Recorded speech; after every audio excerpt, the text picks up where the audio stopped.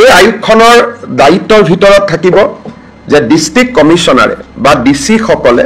সত্ৰৰ ওপৰত দিয়া মাটি বাৰীৰ ওপৰত দিয়া যিকোনো ৰায়ক এই আয়োগৰ ওচৰত এপিল কৰিব পাৰিব। দ্বিতীয়তে এই সত্ৰ আয়োগখনে মাটি বাৰীৰ সম্পৰ্কত যদি ডেপুটি কমিশনাৰে ব্যৱস্থা নলয় এই সত্ৰ আয়োগখনে নিজাকৈ তদন্ত কৰি তেওঁলোকে ব্যৱস্থা ল'বলৈ ডিসি আৰু ৰাজ্য চৰকাৰক নিৰ্দেশ দিব পাৰিব, বিশেষকৈ এনফোৰ্সমেন্টৰ ক্ষেত্ৰত। দ্বিতীয়তে এই সত্ৰ আয়োগখনৰ এটা পুঁজি থাকিব যাৰ দ্বাৰা হেৰিটেজ সত্ৰসমূহৰ মেইনটেনেন্সৰ দিশটো এই সত্ৰ আয়োগখনে চকু দিব। আৰু এই সত্ৰ আয়োগখনে হাইকোৰ্ট আৰু ডিসিৰ মাজত এটা যদি কোনোবা ব্যক্তিয়ে ভাবে যে মই ৰায়তী আছিলো, মই সত্ৰৰ মাটি পাব লাগে, আগতে দেৱানী আদালতসমূহত গৈ সত্ৰসমূহৰ বিপক্ষে তেওঁলোকে কিছুমান জাজমেন্ট লৈ আহে। এতিয়া সত্ৰ আয়োগৰ ওচৰতহে তেওঁলোকে এপিল কৰিব পাৰিব আৰু সত্ৰ আয়োগৰ পিছতহে তেওঁলোকে হাইকোৰ্টলৈকে যাব পাৰিব। অৰ্থাৎ মাটি বাৰীৰ ক্ষেত্ৰত ৰাজ্য চৰকাৰ আৰু জিলা আয়ুক্তসকলৰ ওপৰত এই সত্ৰ আয়োগখনে এটা ক্ষমতা পাব, যি ক্ষমতাৰ জৰিয়তে সত্ৰৰ ভূমিসমূহ সংৰক্ষণৰ বাবে সত্ৰ আয়োগে সফল পদক্ষেপ গ্ৰহণ কৰিব পাৰিব। ই অসম চুক্তিৰ 6 নম্বৰ দফাত জাষ্টিস বিপ্লৱ শৰ্মা কমিটিৰ ই এটা ৰিকমেণ্ডেশ্যন আছিলে। এই ৰিকমেণ্ডেশ্যনটোক ৰাজ্য চৰকাৰে অকল গ্ৰহণ কৰাই নহয়, ইয়াৰ ভিত্তিত আমি আগুৱাই গৈ বিল এখনো আমি ৰেডি কৰিছো, কেবিনেটত এপ্ৰুভ কৰিছো আৰু বিধানসভাৰ মজিয়ালৈ আমি লৈ যাম। গতিকে আমাৰ এটা প্ৰতিশ্ৰুতি আজি পূৰণ কৰিব আমি পাৰিছো। আপোনালোকে জানে যে ভাৰত চৰকাৰে কেইদিনমান আগতে কৰ্মচাৰীসকলৰ বাবে 3% মৰগীয়া বানচ ঘোষণা কৰিছে। আজি চেন্ট্ৰেল গভৰ্ণমেণ্টৰ কৰ্মচাৰীসকলে পোৱা মৰগীয়া বানচৰ পাৰ্চেণ্টেজটো হৈছে 58, কিন্তু অসম চৰকাৰৰ কৰ্মচাৰীসকলে এই মুহূৰ্তলৈকে মৰগীয়া বানচ পাই আছে 55%। ৰাজ্য চৰকাৰে ডিএ আৰু ডিআৰ পেঞ্চনাৰসকলৰ বাবে আৰু চাকৰিয়াৰসকলৰ বাবে মৰগীয়া বানচ আজি 55%ৰ পৰা 58%লৈকে বৃদ্ধি কৰে। গতিকে ৰাজ্য চৰকাৰৰ কৰ্মচাৰীসকলে দৰমহাত 3% তেওঁলোকে এতিয়া মৰগীয়া বানচ হিচাপে তেওঁলোকৰ দৰমহা বৃদ্ধি হ'ব। আজিৰ কেবিনেটত আমাৰ নিযুত মইনা আঁচনিখন ৰূপায়ণৰ বাবে 125 কোটি টকাৰ এটা অনুমোদন ৰাজ্যৰ উচ্চতৰ শিক্ষা বিভাগক দিয়া হয়, যাতে অহা 27 তাৰিখৰ পৰা নিযুত মইনা আঁচনিখন আমি ৰূপায়ণ কৰাৰ দিশত আগবাঢ়ি যাব পাৰোঁ। কেবিনেটত আৰু এটা গুৰুত্বপূৰ্ণ সিদ্ধান্ত লোৱা হয়। আপোনালোকে জানে যে আমি খানাপাৰাৰ সমীপত সোণাপুৰত জুবিন গাৰ্গৰ শেষ বিদায় বা আমি অন্ত্যেষ্টিক্ৰিয়া বা তেওঁৰ শেষ যাত্ৰা যিটো স্থান তাক আমি ৰাজ্য চৰকাৰে নিৰ্ধাৰণ কৰিছিলোঁ আৰু সকলোৱে তাক গ্ৰহণ কৰাৰ পিছত জুবিন গাৰ্গৰ শেষকৃত্য তাতে আমি সম্পাদন কৰোঁ। যোৱা এটা মাহ ৰাজ্য চৰকাৰে দৰ্শনাৰ্থী বা অনুৰাগীসকল গৈ থকাৰ কাৰণে সমাধিটোৰ স্থায়ী নিৰ্মাণৰ ক্ষেত্ৰত আমি বিশেষ ব্যৱস্থা লোৱা নাছিলোঁ। আজি সমাধিটোৰ স্থায়ী নিৰ্মাণৰ বাবে ৰাজ্য চৰকাৰৰ লোক নিৰ্মাণ বিভাগক দায়িত্ব অৰ্পণ কৰা হয়। লোক নিৰ্মাণ বিভাগে সমাধিটোৰ স্থায়ী নিৰ্মাণৰ বাবে এখন পৰিকল্পনা প্ৰস্তুত কৰিব, কিন্তু সেই পৰিকল্পনাখনক চূড়ান্ত ৰূপ দিবলৈ আজি ৰাজ্য চৰকাৰে কমিটি এখন নিৰ্মাণ কৰে। অৰ্থাৎ কেনেকৈ হ'ব তাৰ প্লেনিংটো সেই কমিটিখনে অনুমোদন কৰাৰ পিছতহে ৰাজ্য চৰকাৰে ৰূপায়ণ কৰিব পাৰিব। বিভাগটো হ'ব PWD, কিন্তু কৰিব লাগিব as per direction of this committee. কমিটিৰ সদস্যসকল হ'ল শ্ৰীমতী গৰিমা গাৰ্গ, শ্ৰীমতী পামী বৰঠাকুৰ, শ্ৰী শ্যামন্ত গৌতম, শ্ৰী পাৰ্থসাৰথী মহন্ত, শ্ৰী বীৰেন সিংহা, শ্ৰীমতী অনুৰাধা শৰ্মা পূজাৰী, শ্ৰী প্ৰাঞ্জল শইকীয়া, শ্ৰী পুলক বেনাৰ্জী, শ্ৰী দুলাল মানকি, শ্ৰীমতী তৰালী শৰ্মা আৰু আমাৰ শংকৰদেৱ কলাক্ষেত্ৰৰ যুটীয়া সচিব সুদৰ্শন ঠাকুৰ এই কমিটিখনৰ আহ্বায়কৰ দায়িত্ব পালন কৰিব। আকৌ এবাৰ ক'ব লাগিব, শ্ৰীমতী গৰিমা গাৰ্গ, পামী বৰঠাকুৰ, শ্যামন্ত গৌতম, পাৰ্থসাৰথী মহন্ত, বীৰেন সিংহা, অনুৰাধা শৰ্মা পূজাৰী, প্ৰাঞ্জল শইকীয়া, পুলক বেনাৰ্জী, দুলাল মানকি, তৰালী শৰ্মা আৰু সুদৰ্শন ঠাকুৰে এই কমিটিখনৰ আহ্বায়ক বা সচিবৰ দায়িত্ব পালন কৰিব। আৰু এই কমিটিখনে যিখন প্লেন বা যিটো আৰ্কিটেকচাৰত অনুমোদন জনাব তাকে ৰাজ্য চৰকাৰে ৰূপায়ণ কৰিব। আমি ভাবোঁ যে অহা এমাহ বা ডেৰ মাহ বা দুমাহৰ ভিতৰত যদি পৰিকল্পনাখন প্ৰস্তুত হৈ উঠে লগে লগে আমি সমাধি ক্ষেত্ৰৰ স্থায়ী নিৰ্মাণৰ বাবে আমি আগুৱাই যাব পাৰিম। মৃত্যুৰ তদন্তৰ ওপৰত আজি আমাৰ কেবিনেটত কেইটামান গুৰুত্বপূৰ্ণ কথা আলোচনা হয়। SIT আমাক জনাইছে যে নৱেম্বৰ মাহৰ পিছত যিকোনো মুহূৰ্ততে তেওঁলোকে চাৰ্জশ্বিট দাখিল কৰিব পাৰিব। অৰ্থাৎ যদিও ষ্টেটুটৰিলি তেওঁলোকৰ হাতত 90 দিন থাকে, কিন্তু তেওঁলোকে ভাবে যে নৱেম্বৰ মাহৰ ভিতৰতে তেওঁলোকে তদন্ত সামৰি আদালতক অভিযোগনামা দিয়াৰ পথত আগবাঢ়িব। নৱেম্বৰৰ শেষত হওক, ডিচেম্বৰৰ ফাৰ্ষ্ট উইকত হওক। কেবিনেটে আজি গুৱাহাটী উচ্চ ন্যায়ালয়ৰ মুখ্য ন্যায়াধীশক এটা ৰিকুৱেষ্ট কৰিবৰ বাবে সিদ্ধান্ত গ্ৰহণ কৰে যাতে এখন ফাষ্ট ট্ৰেক কোৰ্ট, যাতে ন্যায় প্ৰদানৰ প্ৰক্ৰিয়া খুব সোনকালে হ'ব পাৰে। কাৰণ মই দেখিছোঁ যে সকলোৱে জুবিন গাৰ্গৰ ন্যায় বিচাৰিছে, জাষ্টিছ ফৰ জুবিন গাৰ্গ বুলি কৈছে, আৰু ন্যায় আদালতে কৰে। আদালতে বহুদিন সময় লয়, ৰাইজে সেই সময়খিনি দিব বিচৰা নাই। সেইকাৰণে আজি আমাৰ কেবিনেটত সিদ্ধান্ত গ্ৰহণ কৰা হৈছে যে মুখ্যমন্ত্ৰীয়ে মুখ্য ন্যায়াধীশৰ লগত যোগাযোগ কৰিব, যিটো মুহূৰ্ততে আমি চাৰ্জশ্বিট দিব পৰা অৱস্থালৈ আহোঁ সেই মুহূৰ্তত যাতে আমি এখন ফাষ্ট ট্ৰেক কোৰ্ট পাওঁ, য'ত ডে টু ডে হিয়াৰিং হ'ব পাৰে, দৈনন্দিন হিয়াৰিং হ'ব পাৰে, আৰু খুব সোনকালে এই অভিযোগনামাখনৰ ওপৰত আমাৰ বিচাৰ নিষ্পত্তি হ'ব পাৰে। চ' ৰাজ্য চৰকাৰৰ আজি এইটো এটা কেবিনেটৰ সিদ্ধান্ত আছিল যে Guwahati high court should constitute a fast track court. দ্বিতীয়তে ৰাজ্য চৰকাৰে এইটো সিদ্ধান্ত গ্ৰহণ কৰিছে যে ৰাজ্যৰ মহা অধিবক্তাৰ লগত আলোচনা কৰি আমি এজন স্পেচিয়েল পাব্লিক প্ৰচিকিউটৰ দিম, যাৰ বেলেগ কোনো কাম নাথাকে। তেওঁ কোৰ্টত অভিযোগনামা দাখিল কৰাৰ পৰা গোচৰটো ৰায়দান নোহোৱালৈকে তেওঁ যাতে এই কামটোতে নিৰন্তৰভাৱে লাগি থাকিব পাৰে, সেইকাৰণে ৰাজ্য চৰকাৰৰ কেবিনেটে আজি এই ন্যায়ৰ প্ৰক্ৰিয়াক আগুৱাই লৈ যাবৰ বাবে এজন স্পেচিয়েল পাব্লিক প্ৰচিকিউটৰ আমি এপইণ্ট কৰাৰ বাবে সিদ্ধান্ত গ্ৰহণ কৰিছোঁ। নাম আমি ঠিক কৰা নাই, আমি ৰাজ্যৰ মহা অধিবক্তাগৰাকীৰ লগত আলোচনা কৰি আমি নামটো পৰৱৰ্তী সময়ত আপোনালোকক অৱগত কৰিব পাৰিম। গতিকে আমি যিখিনি কাম সদায় কৰোঁ বা আমাৰ প্ৰত্যেকখন কেবিনেটতে আমি জাতি মাটিৰ কাৰণে আমি বহু সিদ্ধান্ত লওঁ, সেইবিলাক আছিলেই। তাৰ ওপৰত জুবিন গাৰ্গৰ আমাৰ দুৰ্ভাগ্যজনক মৃত্যু বা দুৰ্ঘটনা বা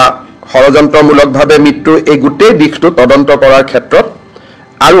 ন্যায়ৰ প্ৰক্ৰিয়াটোক আগুৱাই লৈ যাবৰ বাবেও আজি কেবিনেটে এই সিদ্ধান্তকেইটি গ্ৰহণ কৰে। যোৱাকালি বাক্সা কাৰাগাৰৰ সন্মুখত যি ঘটনা সংঘটিত হ'ল, তাৰ পৰিপ্ৰেক্ষিতত এই ঘটনাৰ লগত জড়িত কেইবাজনো ব্যক্তিক ৰাজ্যৰ আৰক্ষী প্ৰশাসনে চিনাক্ত কৰিছে। ভিডিঅ'ৰ জৰিয়তে তেওঁলোকৰ আইডেণ্টিফিকেশ্যনৰ প্ৰক্ৰিয়া চলি আছে। বৰ্তমানলৈকে যিসকল আইডেণ্টিফাই হৈছে তেওঁলোক হৈছে নুৰুল আলম, তেওঁ মদুলিবাৰী বুলি গাঁৱৰ। দ্বিতীয়তে মহিদুল ইছলাম, তেওঁ all Bodoland minority students union, যাক সৰুকৈ আমি ABMCU বুলি কওঁ, তেওঁ ABMCUৰ কাৰ্যকৰ্তা। দ্বিতীয়তে মুস্তাফা আহমেদ, তেওঁ ABMCUৰ এজন কাৰ্যকৰ্তা।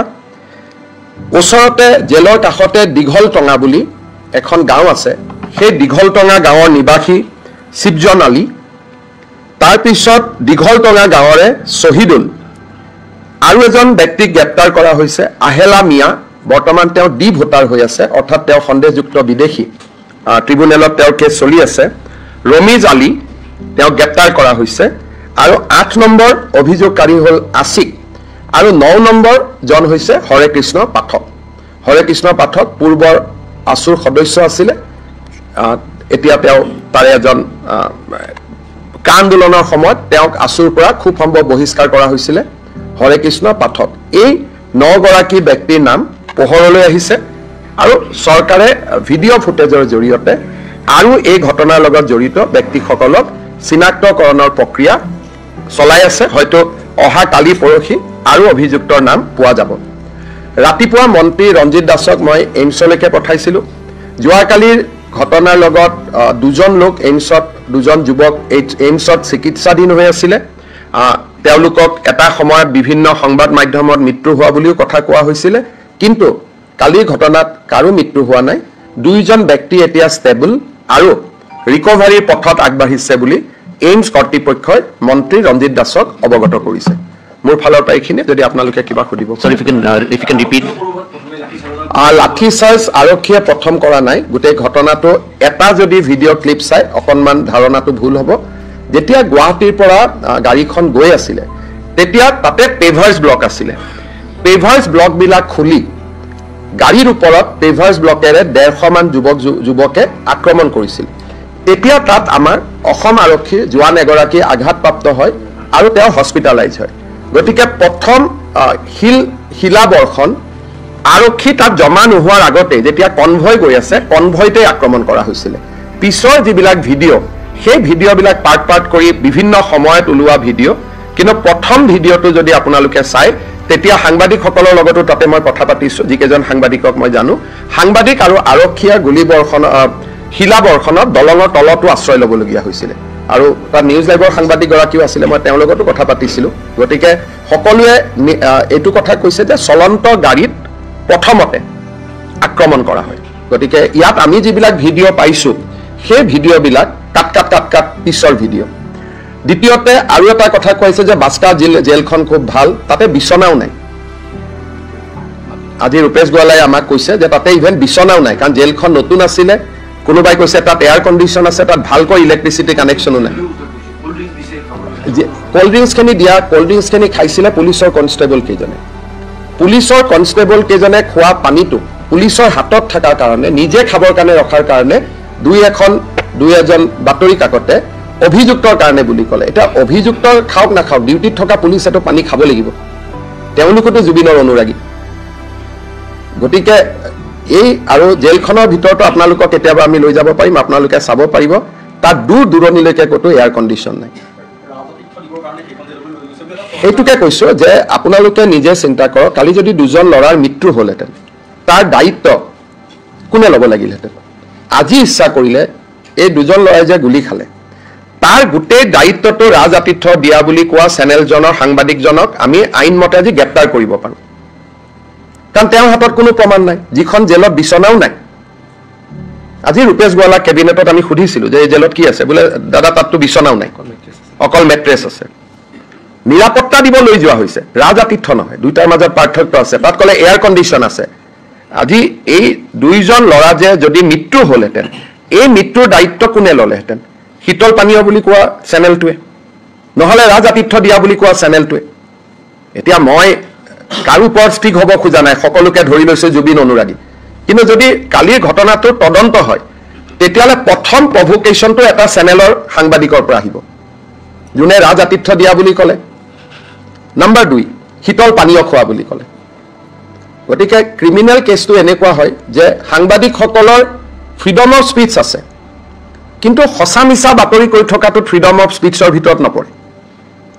গতিকে এই বিষয়টো মই ভাবোঁ যে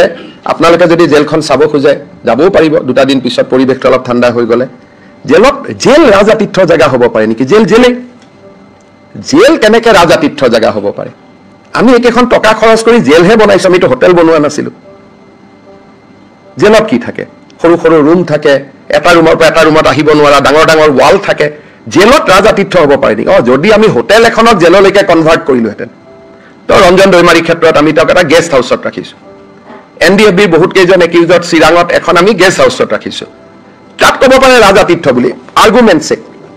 কিন্তু জেলতে ৰাখিলে জেলখন কেনেকৈ ৰাজ আতিথ্য হ'ব পাৰে গতিকে বিষয়টো ক'লৈকে লৈ যোৱা হৈছে মই ভাবোঁ যে ডেফিনেটলি সেই পেপাৰখনক জাষ্টিছ সৌমিত্ৰ শইকীয়া কমিটিয়ে মাতিব সাক্ষী দিবৰ কাৰণে কাৰণ অসম চৰকাৰে তাত এফিডেভিট দিব এই চেনেলটোৰ বিপক্ষে যাতে জাজে এইটোক চাই কাৰণ আমি যদি পুলিচে ধৰি লৈ যায় আমাক অভিযোগ দিব অহাকালি খুব সম্ভৱ জাষ্টিছ শইকীয়া কমিশ্যনে এফিডেভিট বিচাৰিব আমাৰ এফিডেভিটত যিমানে আজিলৈকে উৰা বাতৰি উলিয়ালে আমি গোটেইবোৰ আমাৰ এফিডেভিটত দিম যিমানে আজিলৈকে উৰা বাতৰি উলিয়ালে সুপ্ৰিম কোৰ্টত পিটিশ্যন যোৱাই নাই আপোনালোকে আৰম্ভ কৰিলে কেনেকৈ পিটিশ্যন যাব পাৰে পিটিশ্যনখনতে লিখা আছে ডিফেক্টিভ বুলি তাৰমানে পিটিশ্যনখন শুদ্ধ কৰি দিয়া নাছিল কাৰণে পিটিশ্যনখনৰ ওপৰতে লিখা আছে ডিফেক্টিভ পিটিশ্যন বুলি সেই পাৰ্টটো আপোনালোকে নেদেখুৱালে আৰু ডিফেক্টিভ কাৰণে আজিলৈকে সুপ্ৰিম কোৰ্টত সেইখন পিটিশ্যন নাহিলে ইয়াৰ ওপৰত মানুহ বহি গ'ল কেনেকৈ দিব পাৰে ক'ৰ পৰা দিলে কেনেকৈ দিলে তেওঁ ছিংগাপুৰত নাছিলে গুৱাহাটীতে ঘূৰি আছিলে প্লেনত কোনোবা সিদ্ধাৰ্থ শৰ্মা আহিছে আপোনালোকে এইজন সিদ্ধাৰ্থ শৰ্মা বুলি উলিয়াই দিলে তাৰমানে বাৰে বাৰে আপোনালোকে অসমখনক এটা এজত লৈ গৈ আছে মই আপোনালোক মানে নাম ধৰি কোৱা নাই যে এইজন বাৰে বাৰে নিজৰ জননী জন্মভূমি ইমানটো দুৰ্ঘটনাৰ এজত লৈ যাব নালাগে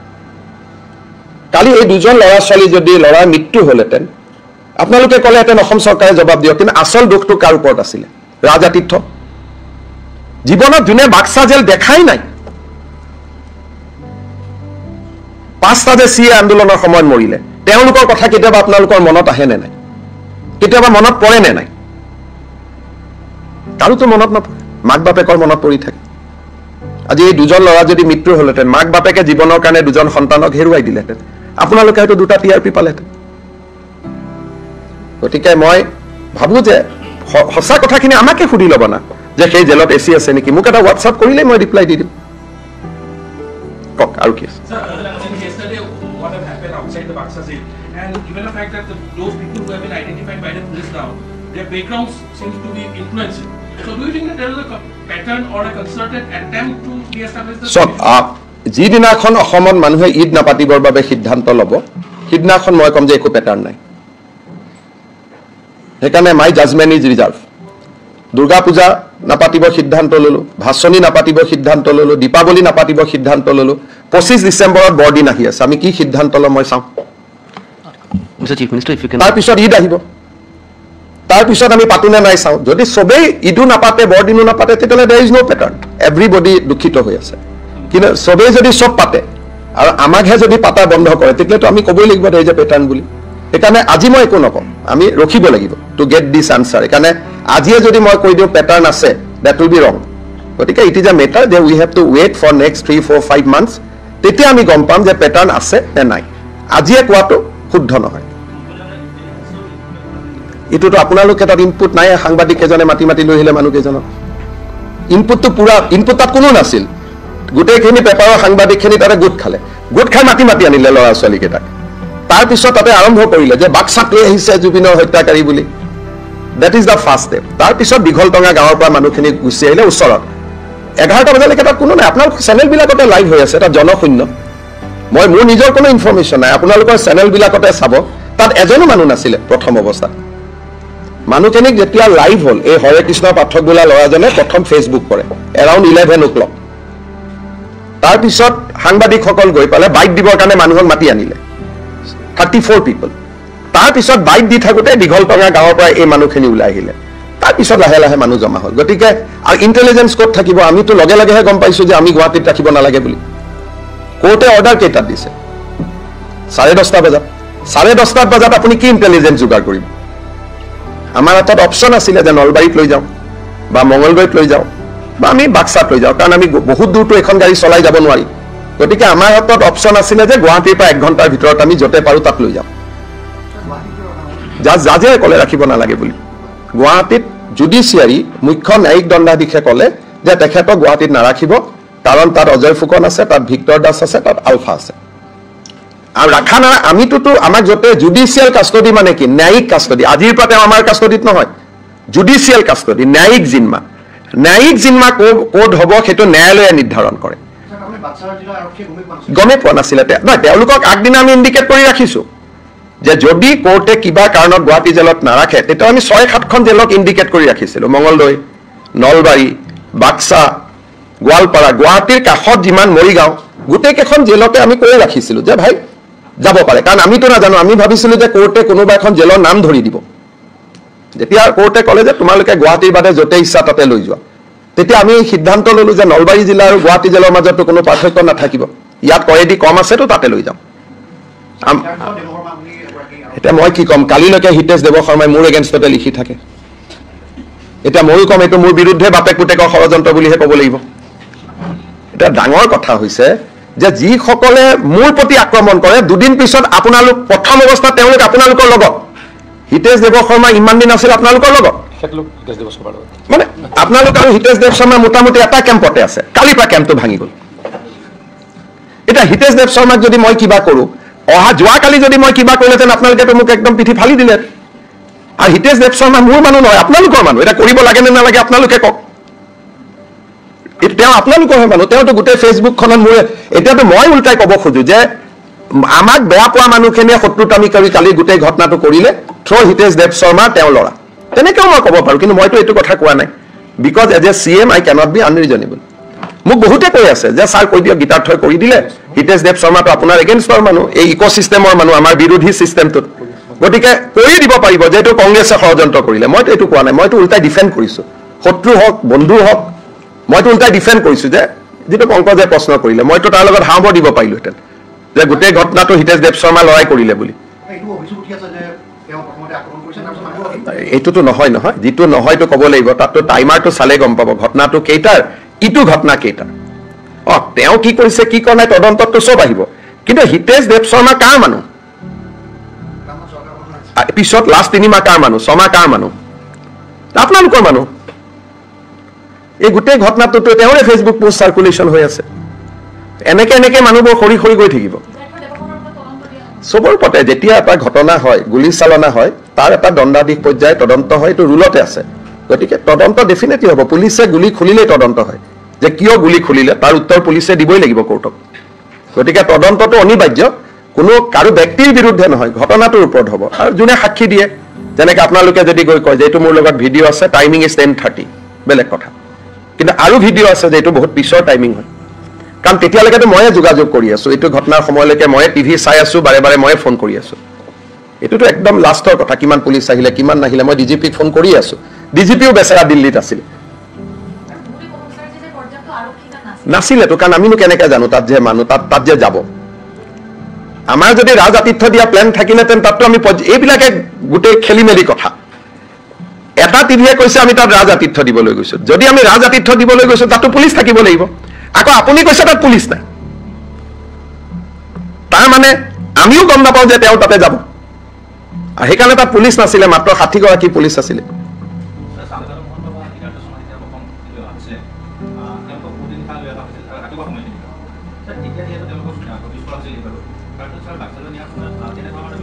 আমি একাৰণে কৰিব নোখোজিলোঁ কাৰণ যি সময়তে জুডিচিয়েল কাষ্টডি দিয়ে তাৰ পিছত পুলিচে ৰাখিব নোৱাৰে আইনে সেইটোক নামানে তেওঁক যদি ৰাখিব খুজিলোহেঁতেন আমি মেজিষ্ট্ৰেটৰ কাষতে বহাই থ'ব লাগিব বা মেজিষ্ট্ৰেটৰ লগত যে এটা চেল আছে তাতে ৰাখিব লাগিব আৰু স্বাভাৱিকভাৱে আমাৰ সদায় চিন্তা থাকে যে ৰাজধানীৰ পৰা আমি আঁতৰাই লৈ যাম তেওঁক যে আমি অলপ পাণবজাৰ ষ্টেচনলৈকে লৈ আহিলোঁ ডিচাইড কৰাৰ কাৰণে সেইটো ৰং জুডিচিয়েল কাষ্টডিৰ পিছত কোৰ্টৰ অৰ্ডাৰ নোহোৱাকৈ পুলিচে আনিব নোৱাৰে তেওঁক যেতিয়াই আমি তেওঁক 14 দিন হোৱাৰ পিছত প্ৰডিউচ কৰি দিলোঁ তেখেতসকল ন্যায়ালয়ৰ প্ৰপাৰ্টি হৈ গ'ল তাত আৰু আমি ৰাতিলৈকে যিবিলাকে কৈছে যে গধূলিলৈকে লৈ যাব পাৰিলেহেঁতেন ৰাতি লৈ যাব পাৰিলেহেঁতেন সেই অনুমতিটো পুলিচৰ নাথাকে ইমানখিনি সময় যিটো আমি ৰাখিলোহেঁতেন that would have been illegal custody আহিব লাগে খালি 28 দিনৰ পিছত আহিছে জ্যোতিৰাদিত্য সিন্ধিয়া কিৰণ ৰিজিজু প্ৰথম দিনা আহিলে তেওঁ 28 দিনৰ পিছত আহিছে তাৰমানে জুবিনৰ মূল্য ইমানেই আছে মানে আমাৰ দুখন বিয়া থাকে এখন মেইন বিয়া এখন বাহী বিয়া আমি বিচাৰিছিলোঁ যে কংগ্ৰেছ দলৰ এজন জ্যেষ্ঠ ব্যক্তি জুবিনৰ সমাধিত আমাৰ লগত থাকক অন্ত্যেষ্টিক্ৰিয়াত আমাৰ লগত থাকক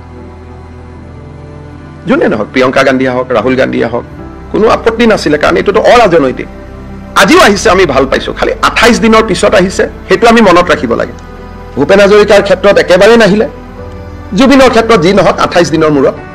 আহিব বুলি শুনিছোঁ অলপ ইম্প্ৰুভ হৈছে অসমৰ ক্ষেত্ৰত কিন্তু কংগ্ৰেছৰ ঘড়ী এতিয়াও 28 দিন পিছতেই দৌৰে আমাৰ হিয়াৰ আমঠু জুবিন গাৰ্গৰ ক্ষেত্ৰত 28 দিন পিছত ঘড়ী কাটা চলাটো অলপ দুৰ্ভাগ্যজনক বুলিয়ে ক'ম তথাপিতো দেৰ হয় দুৰুস্ত হে দেৰিকৈ হ'লেও আহিছে গতিকে আমি অইন দিনাখন আহিলে মই কিবা কিবি বেয়াকৈ কওঁ কিন্তু কালি যিহেতু জুবিন গাৰ্গৰ কাৰণে আহিছে মই স্বাগতম জনাইছোঁ মোকো যদি মাতে সেইখিনি সময়ত আপুনিও থাকিব গৰিমা গাৰ্গৰ ওচৰত ময়ো যাব পাৰোঁ কোনো কথা নাই Mr. Chief Minister, today the cabinet has taken some very key decision in terms of the Zubin Garg investigation. If you can briefly tell in English. Today we have constituted a very powerful committee who will approve the drawing and designs for the Samadhi of Zubin Garg. and that committee constitute his wife as well as many members of his close family and friend circle. We have included them. Second, we have decided to constitute a fast track court because we have been given an understanding by the SIT that they will be able to file the search sheet on time. And in fact, going one step forward, they have already unraveled the basic motive of the entire incident, and SIT has actually progressed very commendable way. Finally, along with the fast track court, we have decided to appoint a special public prosecutor as per recommendation of the Advocate General of Assam. Finally, we are also thankful to the Singapore government for allowing Assam police team to visit Singapore on 21st. That was a constant request Assam government has made. Yesterday when I met Dr. Joy Shankar, External Affairs Minister, he immediately called Singapore authority and he conveyed my uneasiness of not allowing Assam police team to visit Singapore. Because of the interference at the level of External Affairs Minister Dr. Joy Shankar, today Singapore has approved the visit of Assam police team. The Singapore police position was very clear. They met me, the High Commissioner met me. They said that in Singapore, whenever such kind of incident take place, they takes 3 months to complete the investigation. And during these 3 months, they do not talk. They remain in silent mood. Unlike India, the police are not allowed to speak, police are not allowed to meet anybody. They will remain in silent mood. But at the end of the 3 months, they have a coroner court, like our court. There they will put up the report. But after that, everything is public. You can see the report, you can argue in favor or for the reports. So they said that for 3 months, Singapore police must be given time. They cannot speak. That is why they have initially very reluctant to speak with Assam police. But now, because of the insistence of Dr. Joy Shankar, I also in my limited way, I also tried to convince them. So they have made a very special dispensation and allowed our police to visit Singapore. Also, Mr. Chief Minister, if you see during this entire course of time, ever since Zubin Girl's mortal remains came, Assam police have been able to handle the situation very well. We saw there were attempts to disrupt peace in the airport, there were attempts in the Samadhi Sthal. Yesterday's Baksa incident, do you think somewhere, because we all were present, somewhere there was a lack of coordination? Because we got a court order at the 11th hour. So we have to decide out of 4 or 5 options, one option immediately. Because we cannot take the people in a long driving position. We could have taken them to Dhubri, we could have taken them to Difu, but that requires 5 hours of journey. So the police calculated that which is the jail where they can go immediately. We decided Baksa because normally Baksa there is hardly any law and order situation. People are very nice and cooperative. That is why we decided Baksa, not me, by the police, and they have just shifted them because once judicial custody is allowed, you cannot have him with you in police custody. So in the process, there was some, I think you have seen the instigation,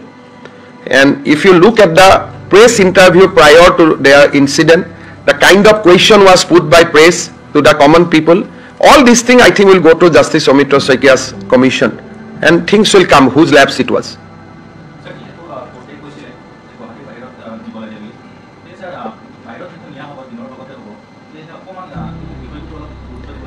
গুৰুত্ব আমি কেনেকৈ দিব পাৰোঁ আপুনি কথাটো বুজি পোৱা নাই 10:30 বজাত কোৰ্টে আমাক নিৰ্দেশ দিলে যে তেওঁক এখন সিকিউৰ জেলত লৈ যাওক আমি কোৰ্ট ৰাখি থম তেখেতক সেই মাজৰ সময়খিনি কবাত ৰাখি থলেতো আমি চাহ খাব লাগিব ভাত দিব লাগিব আপোনালোকে কি অৱস্থা কৰিলেহেঁতেন ভাবক কি ধৰণে আমি চলি আছো এটা আমাৰ বাদে কোনেও নাজানে 28 দিন আমি কোনেও খোৱা নাই বাক জুবিনৰ কাৰণে নুখুলে ভাল লাগিলহেঁতেন প্ৰেছৰ কাৰণে সোশ্যাল মিডিয়াত সব কথাতে পইণ্ট উলিয়াই দিয়ে এতিয়া যদি কয় যে মই কথা কৈ আছো নীলাটো পিন্ধি কিয় কথা কৈ আছে কিয় বগাটো পিন্ধা নাই এনেকে ধৰণে মানে মই নিজেও নাজানো যে অসমীয়াই পিছত কি বুলি কাক জবাব দিব জুৱা 28টা দিনত যি ধৰণে ভুৱা বাতৰি উৰা বাতৰি প্ৰচাৰ হৈছে পিছত কি জানে আমি নিজে নিজক লাজ পাম মই আগতে কৈছো জুবিনৰ মৃত্যুৰ আগত এই সকল কেতিয়াও জুবিনৰ অনুৰাগী নাছিল মই এটা নাম নোকোৱাকৈ কম এটা বাতৰি গোষ্ঠীত জুবিনে গৈ আক্ৰমণ কৰিছিল অতিষ্ঠ হৈ জুবিনৰ বিপক্ষে লিখি থকাৰ কাৰণে আপোনালোকৰ মনত আছে নাই নাজানো এটা বাতৰি কাকত গোষ্ঠীয়ে 3 দিন মোৰ বিষয়ে যেনেকে লিখে একজেক্ট সেই শব্দবোৰ ব্যৱহাৰ কৰি 3 দিন জুবিন গাৰ্গৰ কথা লিখিছিল শেষত জুবিনে অতিষ্ঠ হৈ বাতৰি কাকত গোষ্ঠীটোক আক্ৰমণ কৰেগৈ আক্ৰমণ মানে তাৰ যিটো মেজাজ আছিল গেট ভাঙি সোমাই গ'ল তেতিয়া পেপাৰখনে পিছদিনাখন লিখিলে যে জুবিন গাৰ্গৰ সাংস্কৃতিক অনুষ্ঠান বৰ্জন কৰিব লাগে সেই অনুষ্ঠানটোৰে ডিব্ৰুগড়ত এটা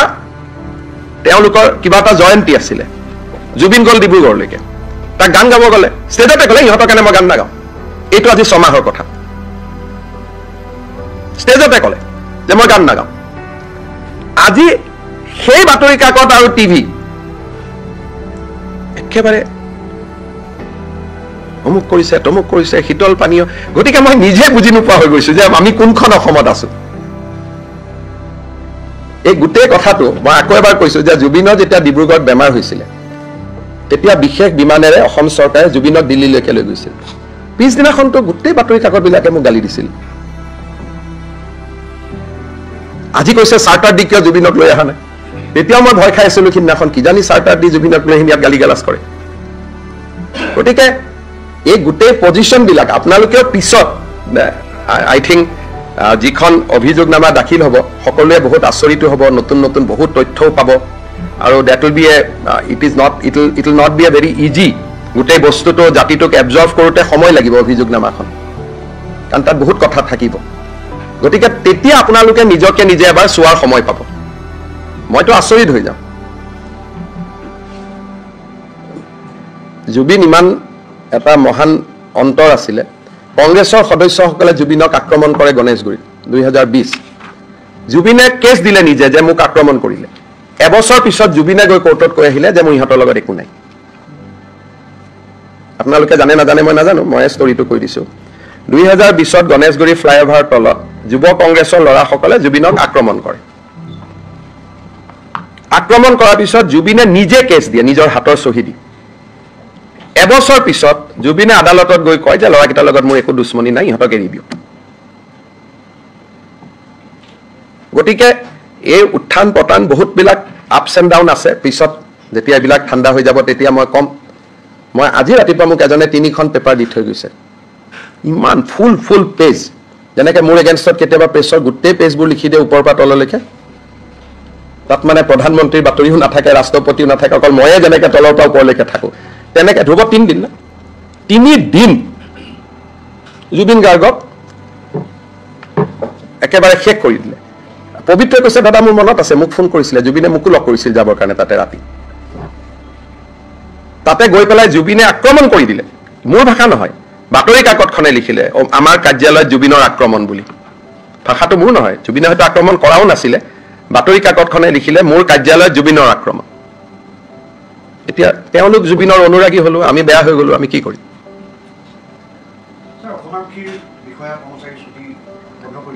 এতিয়াতো ক'ৰ পৰা ছুটিত যাব দিব বেয়া নহয় আপোনালোকে যদি সংকল্প লয় ভাল কৰি দিম বুলি আজিয়ে হৈ যাব গোটেই বিষয়টোতো আপোনালোকৰ ওপৰত নহয় আপোনালোকে যদি আজি সংকল্প লয় যে জুবিন গাৰ্গৰ মৃত্যু হত্যা দুৰ্ঘটনা এই বিষয়টো লৈ আমি SIT-এ দিয়া নিউজৰ বাদে একো নচলাওঁ সব পুলিচক মই ছুটিত যাব দি দিম মই নিজেও ছুটিত গুচি যাম গোটেই সমস্যাটো ক'ত আছে ভুৱা পোষ্টমৰ্টেম ৰিপৰ্ট কোনোবাই দেখুৱাই নেকি কি কৰি আছো আমি অলপতো চাব লাগিব আৰু এইবিলাকৰ ৰিজাল্ট কি হ'ব কালি আপোনালোকে কৈছে বানবজাৰ থানাত যদি গণ্ডগোলটো লাগিলহেঁতেন সেইখিনি সময়ত স্কুলৰ ল'ৰা ছোৱালী আপ এণ্ড ডাউন কৰে তাতে যদি পাথৰবাজি হ'লহেঁতেন কিমান বাচ্চাৰ কি হ'লহেঁতেন আপোনালোকে চিন্তা কৰকচোন গতিকে কিটো ধৰণে মই পাৰ কৰিছো সময়খিনি ময়ে বুজি পাওঁ সেইটো আৰু বেলেগে বুজি নাপায় হ'ব আৰু আছে নে বাকী ইমান ক'লো